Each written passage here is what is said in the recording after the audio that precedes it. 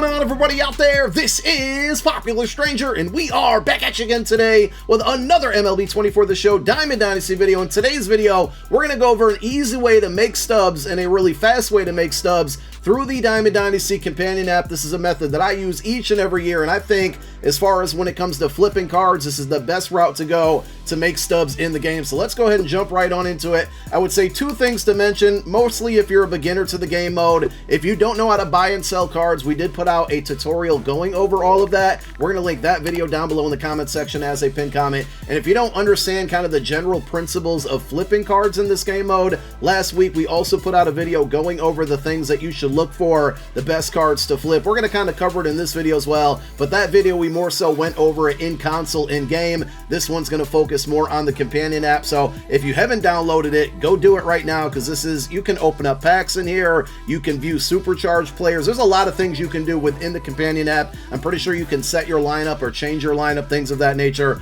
But of course, we're going to focus on flipping cards in this one. So when you load up the companion app, and I'm just going to go through the method that I use. We're going to start by buying cards. We're going to click the little marketplace icon down there at the bottom. Now it's up to you on what cards you might want to flip. Rarities, teams, specific cards you might be going after. To me, especially earlier in the year, bronze cards are the greatest to flip. Commons used to be included, but this year they just don't seem to be worth it at all. So I really been focusing on bronze cards and silver cards. And the main reason I go after those cards, I talked about it in the first flipping video, is because these sell really fast, right? There's a lot of cards out there that go into live series sets. There's far less diamonds and golds compared to silvers and bronzes. And also, pretty much anytime you open up a pack, unless you're lucky, you're going to get a majority of commons and bronzes in packs. So these cards are in the marketplace more often, and people are buying and selling them more often. And those are cards that I target. So I'm just going to go through the filters that I use here. First, I click sort up at the top,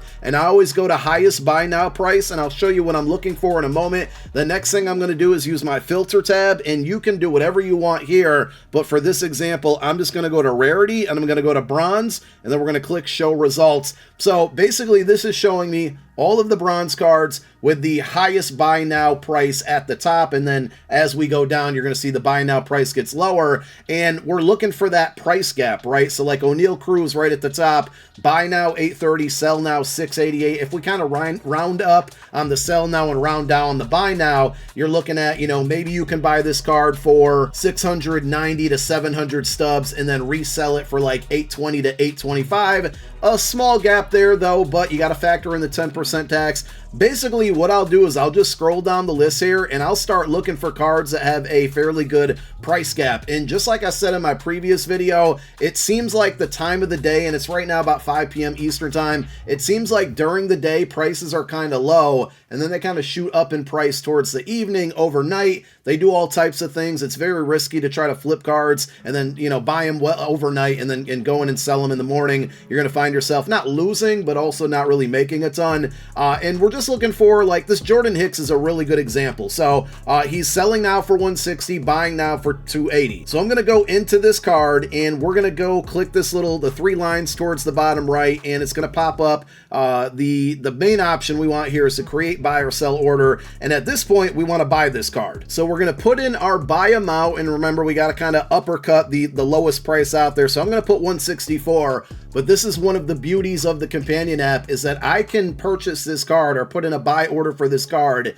like once every second, basically. All you have to do is just keep tapping finalize order. The price stays in there. So every time you type it, and if you look in the upper right, slightly above finalize order, you're going to see my orders. Looks like somebody sold one to me already just that fast, and there's another one. As you see, the owned section go up to 2. What I was trying to point out is the orders section, and I'm going to lower my price because people are selling them to me so easily, I might as well, right? But now notice the order section. Every time I put in an order, it stacks up there, and look how many orders I'm putting in just that fast. So what I normally do is pick a group of maybe 5 to 10 cards and put in maybe 5 to 10 orders on each of them, and then sell them afterwards. I'm going to show you a trick to see all of the duplicates that you have. It makes it much easier to sell. Just as fast as we can buy these cards or put in buy orders, we can do the same for a sell order. Now, being that somebody has already sold me 4 of these cards, or a group of people have sold me 4 of these cards, great example to go ahead and go to a sell order now. And we're going to sell these, again, we got to undercut.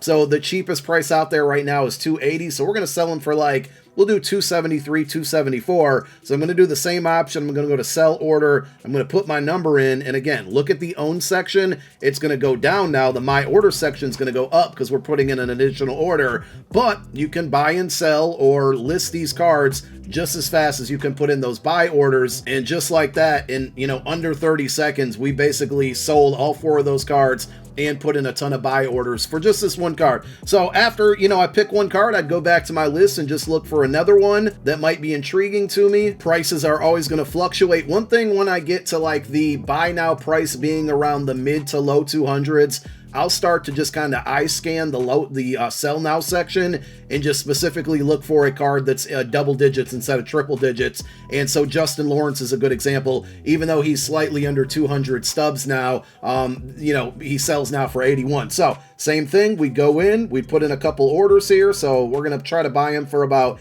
85 stubs each. We type in 85, and just as fast as I'm going to press this finalize order button, it's going to continue to put orders in for me. Like the first 2 or 3 days of this app being out there, you had to type it in every time, and I thought maybe San Diego Studios purposely did that to slow down flipping cards. But a couple days after that, all of a sudden you could do what I'm doing right now, which was a big relief because, like I said, this is a great way, in the main way that I make stubs each and every year. Like, you don't even have to turn on your console to do any of this. And if you're away from your console, you're at work, you're at school, you're on vacation, wherever, you can do this at any time as long as you have an internet connection on your phone. Nobody's really sold me this card just yet, but I did happen to have one already.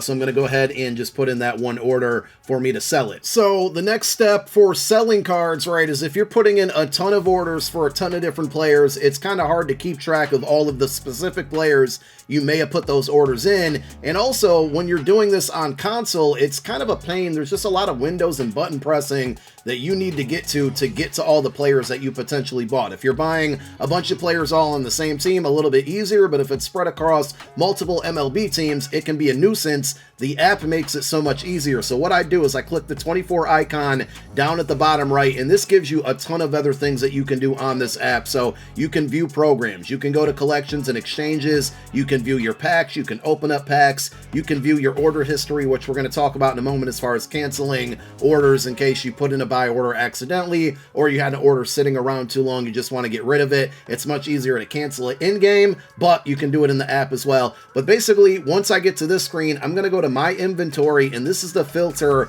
that I'm going to go ahead and use. This is going to show all of the cards that I own at this very moment, and I'm going to click the filter button up at the top right. I'm going to go to ownership, I'm going to click down on the drop arrow to own, and I'm going to go to dupes and then show results. This is going to show me all of the cards in the game that I have multiples of. And usually the cards that I have multiples of, I have them because I just bought a bunch, or I put in a ton of buy orders and people sold them to me while I was putting in other buy orders. So now I can see some of the cards. Jordan Hicks is one of those first players that we put orders in for. These are all the players that have recently sold. So normally what I do is I put in a bunch of buy orders, I wait like a half hour or so, and then I come back and I do this exact filter, and then I will go through and I will sell all of the cards that I have multiples of. So for this Jacob Stallings card, I'm going to go ahead and sell him just as fast as we can put those buy orders in. We can sell them as well. So I'm going to put a bunch of them up for 161 stubs, and you just keep doing it. It's up to you, right? Like, I like to keep one copy of every card. This is a very slow way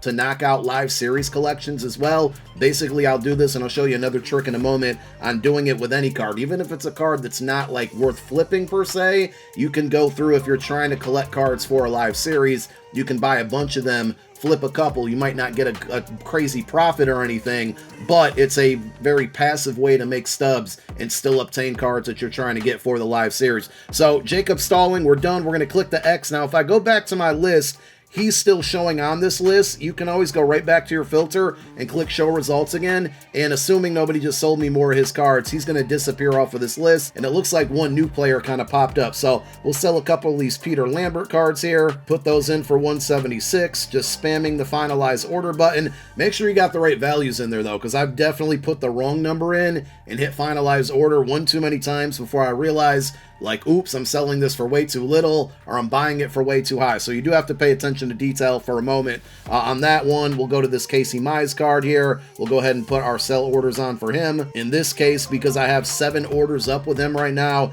which are probably going to be a couple more buy orders, I'm not going to be afraid to sell the 2 that I own and not keep a copy for myself, because more than likely somebody's going to sell me one with all of those other orders out there. And then I'll go to, my filter again, just to kind of refresh it and keep it neat looking. And this is what I do until I sell all of the cards that I have duplicates of. And assuming nobody sold me a card in the last like 5 seconds or so, when you have 0 duplicates, this is what you're going to see. And this is actually not a bad screen to see when you're listing cards that you just, spam bought, if you will, and now trying to spam sell them to make those stub profits. So that's really the main method that I use on this companion app. Like I said, you can go to My Orders here, click that 24, go to My Orders, and if you accidentally listed one, or if you put in some orders that have been sitting for 12 hours or overnight or whatever, and you want to cancel them, you just go to this section, you hit cancel, you got to confirm yes. It's much easier to cancel in the app, or I'm sorry, in the game versus the app, but the app I think has so many more benefits here,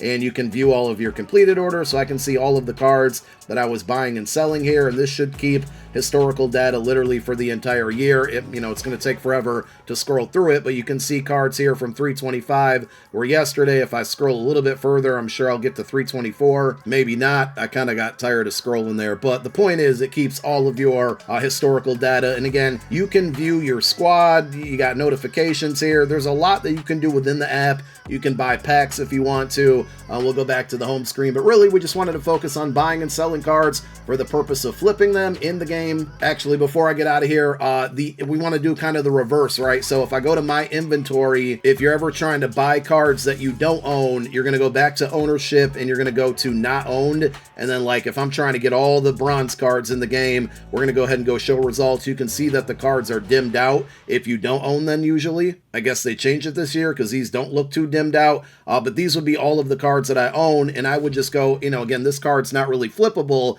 but because I don't own it, I might go out and buy 5 of them, sell 4 of them at the higher price there, and the coins, or sorry, the stubs that we make for flipping those 4 little measly cards will usually cover the cost of the one card that we're going to keep, because it's only 27 or 28 stubs. So essentially, it's a way to get a bunch of bronze or live series collection cards for free by using that method. And that's the ins and outs. That's what I do to flip cards and make stubs from the companion app in Diamond Dynasty. Thank you guys for watching. My name is Popular Stranger. I'm out.